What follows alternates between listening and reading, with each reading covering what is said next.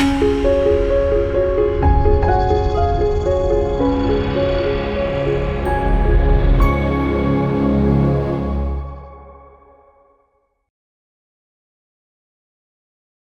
మాత్రం. నేను మీ journalist Navata. Welcome to R voice. 8 దశాబ్దాలు గడిచాయి, తరాలు మారాయి, ప్రభుత్వాలు మారాయి, ప్రపంచ రాజకీయాలు మారిపోయాయి. కానీ భారత్ పాకిస్తాన్ ప్రజల మనసుల్లో ఉన్న అభిప్రాయం మాత్రం మారలేదు. ఒకప్పుడు ఒకే దేశంగా ఉన్న అఖండ భారత్ 2 దేశాలుగా విడిపోయి 79 ఏళ్లు దాటినా ఇప్పటికీ ఒకరినొకరు శత్రువులుగానే చూస్తున్నాయి. పాకిస్తాన్ ప్రజలకు అసలు ముప్పెవరు? భారత్ అనుకుంటోంది. మరి భారతీయుల దృష్టిలో అతిపెద్ద భద్రతా సవాల్ ఎవరు? పాకిస్తాన్. ఈ మాటలు రాజకీయ నాయకులు చెప్పినవి కావు, ఏదో దేశానికి చెందిన ప్రచార సంస్థ చెప్పినవి కాదు. ప్రపంచవ్యాప్తంగా ప్రజాభిప్రాయాన్ని అధ్యయనం చేసే పీ రీసెర్చ్ సెంటర్ తాజా సర్వే చెప్తున్న సంచలన వాస్తవాలు ఇవి. 1947లో బ్రిటిష్ పాలన నుంచి స్వతంత్రం పొందిన భారత్ పాకిస్తాన్లు విభజనతో 2 దేశాలుగా ఏర్పడ్డాయి.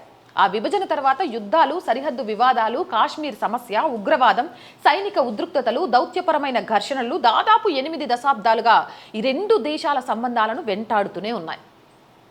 ప్రభుత్వాల మధ్య చర్చలు జరిగాయి, ఒప్పందాలు జరిగాయి, కాల్పుల విరమణ ఒప్పందాలు వచ్చాయి, మళ్లీ ఉద్రిక్తతలు చెలరేగాయి. కానీ ప్రజల ఆలోచన విధానంలో మాత్రం శత్రుత్వ భావన బలంగానే కొనసాగుతున్నట్లు తాజా పీఈడబ్ల్యూ సర్వే సూచిస్తోంది. ఈ పీఈడబ్ల్యూ అధ్యయనం ప్రకారం భారతీయులను అడిగినప్పుడు 54% మంది పాకిస్తాన్ని తమ ముప్పు దేశంగా, అతిపెద్ద ముప్పు దేశంగా భావిస్తున్నట్టుగా తెలిసింది. ఆ తర్వాత స్థానంలో చైనా ఉంది. 21% మంది చైనాను అతిపెద్ద ముప్పుగా గుర్తించారు. అంటే భారతదేశానికి పశ్చిమ సరిహద్దుల్లో పాకిస్తాన్, ఉత్తర సరిహద్దుల్లో చైనా 2 భద్రతా సవాళ్లు ఉన్నప్పటికీ ప్రజల దృష్టిలో పాకిస్తాన్దే అగ్రస్థానం. ఇది కేవలం ప్రస్తుత రాజకీయ పరిణామాల ప్రభావమేనా, లేక దశాబ్దాలుగా కొనసాగుతున్న సరిహద్దు ఉద్రిక్తతలు, ఉగ్రవాద ఘటనలు, యుద్ధాల జ్ఞాపకాలు భారతీయ సామూహిక ఆలోచనలో గాఢంగా ముద్రపడ్డాయా? ఇప్పుడు ఇదే చర్చ ప్రజల ముందుకు వస్తోంది. పాకిస్తాన్కి అత్యంత ఆప్తుడెవరు? ఇక్కడే ఈ సర్వే మరో ఆసక్తికరమైన విషయాన్ని బయటపెట్టింది. భారత్ని అత్యంత పెద్ద ముప్పుగా చూస్తున్న పాకిస్తాన్ ప్రజలలో చైనాపై మాత్రం విపరీతమైన సానుకూల భావన కనిపిస్తోంది. 75% మంది పాకిస్తానీయులు చైనాను తమ దేశానికి అత్యంత ముఖ్యమైన మిత్రదేశంగా భావిస్తోంది. అంతేకాదు, పాకిస్తాన్లో చైనాపై 90% మంది సానుకూల అభిప్రాయం వ్యక్తం చేశారు. దీనికి కారణం ఏంటి? చైనా పాకిస్తాన్ ఆర్థిక సహకారం, సిపిఈసి ప్రాజెక్టులు, అలాగే రక్షణ రంగ కొనసాగుతున్న వ్యూహాలు, ఇవన్నీ కలిపి పాకిస్తాన్ ప్రజల దృష్టిలో చైనాకు ప్రత్యేక స్థానం కల్పించాయి. పాకిస్తాన్కి భారత్ ఎందుకు అంత పెద్ద ముప్పుగా కనిపిస్తోంది? ఇది కేవలం 2 దేశాల మధ్య సరిహద్దు వివాదం కాదు.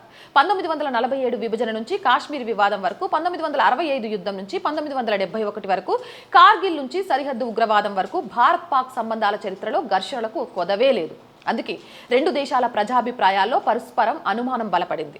పాకిస్తాన్లో భారత్పై ప్రతికూల భావన ఎంత బలంగా ఉందో, భారత్లో పాకిస్తాన్పై భద్రతా ఆందోళన అంతే బలంగా ఉంది.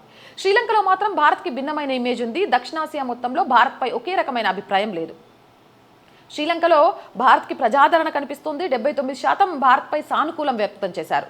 అలాగే 63% భారత్ని తమ దేశానికి అత్యంత ముఖ్యమైన మిత్రదేశంగా చెప్పారు. అంటే పాకిస్తాన్లో భారత్ని ముప్పుగా చూసే పరిస్థితి పూర్తి భిన్నంగా శ్రీలంకలో మనకు కనిపిస్తోంది.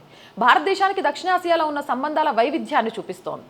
మరి భారత్ పాక్ సంబంధాల్లో అసలు సమస్య ఎక్కడుంది అంటే, ప్రభుత్వాలు చర్చలు జరపడం మాత్రమే సరిపోతుందా? ఒప్పందాలు చేసుకోవడం మాత్రమే సరిపోతుందా?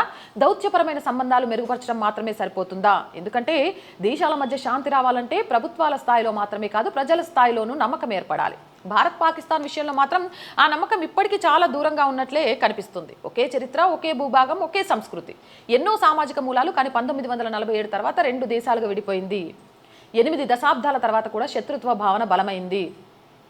పాకిస్తానీయులకు భారత్ అతిపెద్ద ముప్పు అనుకుంటోంది. ఇది తాజాగా బయటపడ్డ సంచలన సర్వే రిపోర్ట్. ఏదేమైనా ఈ పరిస్థితులు ఎప్పుడు మారతాయి, ప్రజల్లో ఈ ఆలోచన ఎప్పుడు మారుతుంది అనేది మాత్రం ఒక క్వశ్చన్ మార్కే. అవునంటారా, కాదంటారా?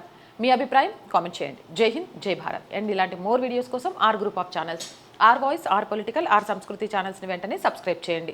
అలాగే కంటెంట్ బాగుంది అనిపిస్తే లైక్ చేయండి, షేర్ చేయండి. అండ్ ఆర్థికంగా ఆర్ వాయిస్కి చేయూతనందించండి. ఆర్థికంగా సపోర్ట్ చేయడానికి సబ్స్క్రిప్షన్ పక్కనే జాయిన్ అనే బటన్ ఉంది. 1 to 5 లెవెల్స్ ఉన్నాయి. ఏదో ఒక లెవెల్లో సపోర్ట్ చేయండి. లేదా స్క్రీన్ మీద గూగుల్ పే, ఫోన్పేతో పాటు అకౌంట్ డీటెయిల్స్ ఉన్నాయి. మీకు తోచిన సహాయాన్ని అందించండి. వ్యాపార ప్రకటనల కోసం 8328500576 నెంబర్ని సంప్రదించండి. జై హింద్, జై భారత్.